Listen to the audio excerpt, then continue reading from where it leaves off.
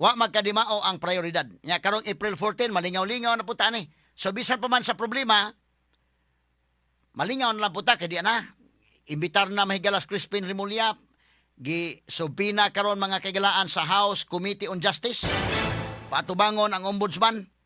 Patubang sa kuno Remulla.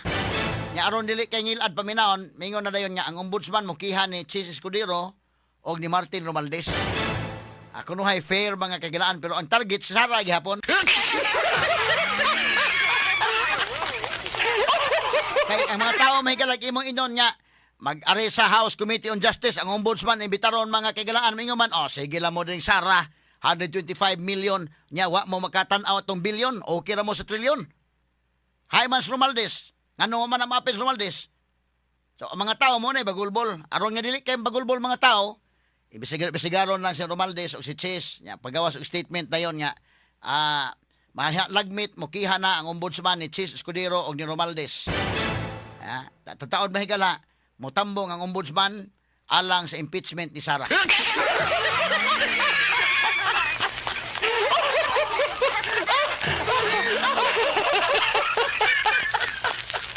Naaraman lagi gini day na. Klaro lang na daan nila nga naaraman day lagi na. Ang impeachment mga kaigalaan ni Sara mo ituyo. Sus Ginoo ko. Ang ato ba, sige lang, wa matay supak ana. O padayon tas tong accountability kay mingon pong uban mahigalang. Ano man day magkalisod nya di na paninglan day ng mga tao nga naay problema sa gobyerno. Walay supak ta, paningli. Pero ipaningil tanan. Kay kung ang imong paninglon usara katong gamay niya, katong dagko nga flood control project dili, ang mga tao dili taon bugo. Nakasabot in taon ang mga tao nga kining ilang gihimo mahigala, selective kayo. So dunay katuyuan mga kaigalaan nga doon na sa ipindawon, politika ra kayo. Kay ba man mga tao ana? Straight to the point. Isod man kayo ato pa ng puyok-puyokon mga kaigalaan ng istoryahagon. Straight to the point. Okay, unya mga higala sa pikas nga bahin, ang subsidy sa mga drivers ha. Ang atong basahon kadali ning subsidy before ta mo kuan sa programa. Ang national government established at kining subsidy sa gobyerno structure to address the diverse operational costs across the sector. Ang bus operators makadawat og 10,000 per unit. Kapila man na itubil ang 10,000 sa bus. Dako ra magtangke ng bus Inday Maris. Tan-aw nako, maabtan ka gaduhan na day. Ang 10,000 sa bus karon panahon na. Butan lang kaduhan na matubil sa bus. Nya unsa pagsustinir ana og mutubil kaduha. Unya ang drivers tagaag 5,000. Ang sa minibus operators naa sila'y tag 9,000 ang matag unit. Sa minibus operators 5,000 plus drivers. Sa taxi operators 2,000 per unit. 5,000 gyapon sa driver. Og mao nay tabang sa gobyerno okay naman lang na itabang pero dili ka sustain. Kay doon na kay 5,000 karon ipatubil ni Moron daw tilaan na sa imong tubil. Bisan katong sa una tingali daghan na kay ng 5,000 itubil nimo karon bida. Maarang na sa imong kausar man siguro itubil na siguro karong mga panahon na. Straight to the point. Unya ang UV Express Services, ang operators of modern units makareceive og 10,000, ang traditional operators makadawat og 5,000. Ang mga drivers makadawat og tag 5,000. Ang operators of modern jeepneys makadawat og 10,000 per unit. Traditional jeepney operators makadawat og 5,000. Gamay ra ni traditional jeepney. Mas dako tong sa modern. Ang public utility vehicles nga mga operators makadawat og 5,000.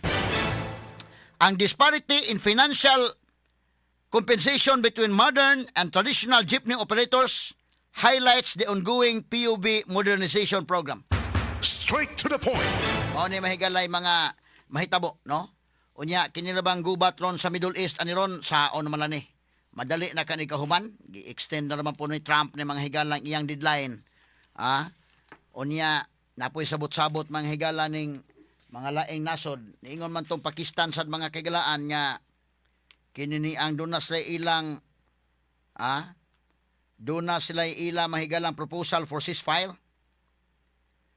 Doon na mahigalang Amerika, Iran o usa ka grupo sa mga mediators mituki nga dunay potential nga mag-ceasefire. Unya unsa man ang mag-ceasefire? Mobalik tas normal ana. Kay unsa naman ning kalakiha ron? Ha? Mao ni mahigalay problema dako. Na mo ni ang operators may makadawat ani kunong dagana sa kwan subsidy. Ihatag siguro ni sa mga drivers katutuang mo biyahe. Pero ang gingon diri mahigala mga operators man 10,000 per unit alang sa mga bus operators. 10,000 ang matag unit. Ang sa minibus operators 9,000. Ang sa driver 5,000. So ma-driver ka sa minibus or sa bus or sa jeepney 5,000 ang imo. Patubil nimo ng 5,000 kay katong sa operator may operator ipatubil na dito. Nya po yung operator amo ni kamo na kanang inyo mo na inyo ipatubil.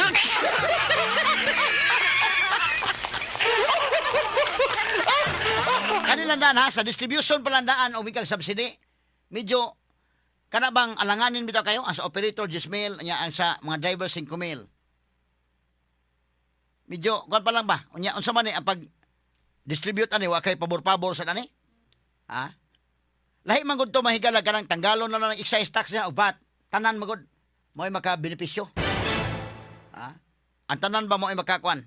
Pero mabala ka man sa kunong uban kay basing kuno niya kuno ang lifeblood sa gobyerno. Lifeblood sa kagara.